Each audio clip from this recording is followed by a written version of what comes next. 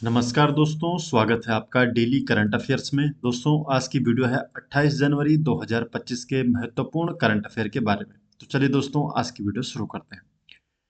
आज की वीडियो का क्वेश्चन नंबर 1 है, यूनेस्को के रामसर सम्मेलन में इंदौर और उदयपुर को किस दर्जे से सम्मानित किया गया है? तो इंदौर और उदयपुर को वेटलैंड सिटी,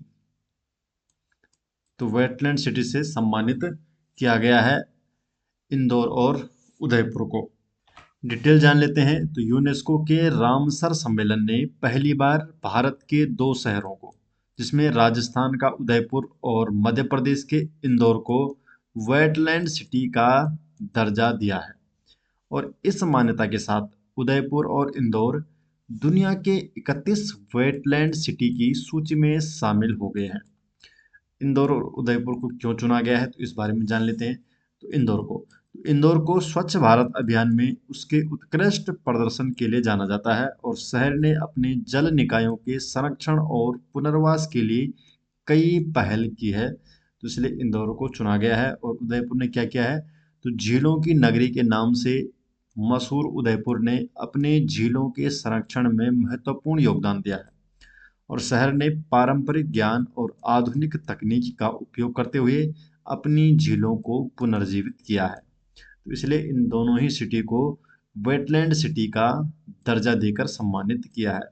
वेटलैंड सिटी वे शहर होते हैं जो अपने जल संसाधनों, झीलों और आर्द्र भूमियों के संरक्षण और समग्र प्रबंधन में उत्कृष्ट प्रदर्शन करते हैं। तो इसलिए भारत के इन दो शहरों को वेटलैंड सिटी का दर्जा दिया गया है। क्वेश्चन नंबर 2 है, हाल ही में किस भारतीय का नाम माउंट एवरेस्ट और माउंट लोहत्से पर चढ़ाई करने के लिए London book of world record में दर्ज किया गया है? तो ये जो दर्ज किया गया है, तो किनका नाम दर्ज किया गया है? तो सही जवाब इसका राकेश कादियान का नाम। तो राकेश कादियान का नाम दर्ज किया गया है London book of world record में। तो पर्वतारोही राकेश कादियान ने 2 दिन के अंदर विश्व की सबसे ऊंची चोटी माउंट एवरेस्ट और विश्व की जो चौथी सबसे ऊंची चोटी है माउंट लोहत्से, इस पर सफलतापूर्वक चढ़ाई की है और इस उपलब्धि के लिए राकेश कादियान का नाम London book of world record में दर्ज किया गया है। क्वेश्चन नंबर 3 है, भारत में राष्ट्रीय मतदाता दिवस कब मनाया जाता है?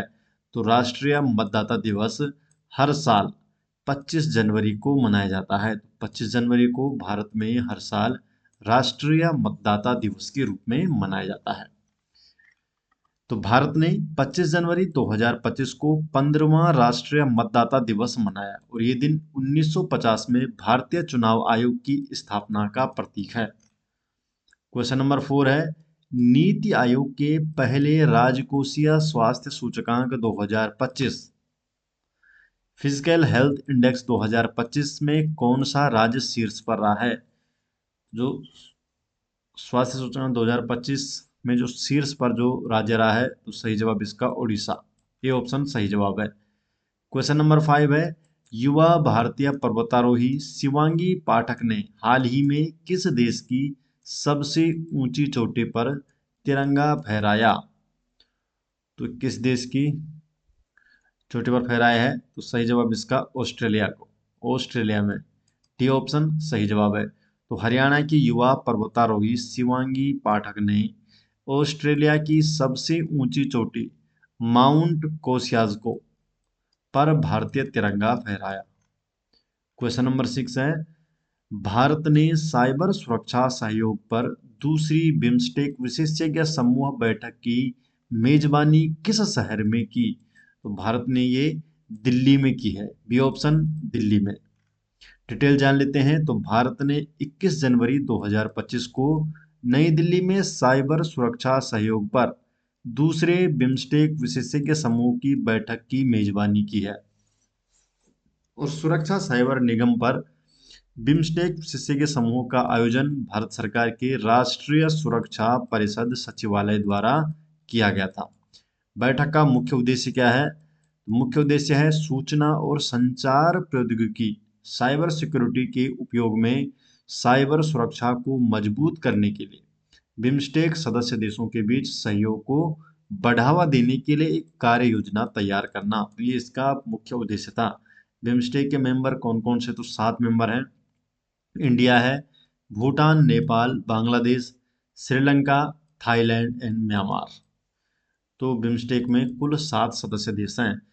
और बिम्स्टेक फुल फॉर्म है bay of Bengal initiative for multi sectoral technical and economic cooperation.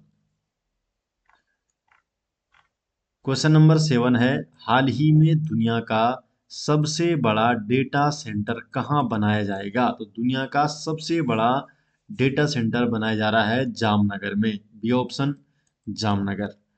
तो रिलायंस गुजरात के जामनगर में नया डेटा सेंटर सेटअप करने जा रहा है और ये दुनिया का सबसे बड़ा डेटा सेंटर होगा। क्वेश्चन नंबर 8, हाल ही में ऑपरेशन सर्द हवा का आयोजन कहाँ किया गया? जो ऑपरेशन सर्द हवा है, तो इसका आयोजन किया गया राजस्थान में। ये ऑप्शन राजस्थान में। इसके बारे में जानते हैं। तो बॉर्डर सिक्योरिटी फोर्स बीएसएफ ने कोहरे वाली सर्दियों के दौरान घुसपैठ को रोकने के लिए 22 से 29 जनवरी तक पश्चिमी राजस्थान में पाकिस्तान की जो सीमा पर ऑपरेशन सर्द हवा शुरू किया है, और ये 22 से 29 जनवरी तक के लिए किया गया है ऑपरेशन सर्द हवा।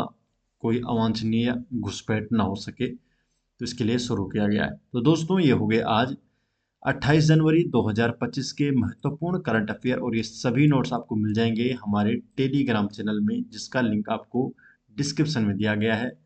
तो आप हमारे टेलीग्राम चैनल में जुड़ सकते हैं, जहां पर आपको डेली अपडेट किया जाता है। तो मिलते हैं दोस्तों नेक्स्ट वीडियो के साथ, तब तक के लिए आपका बहुत बहुत धन्यवाद।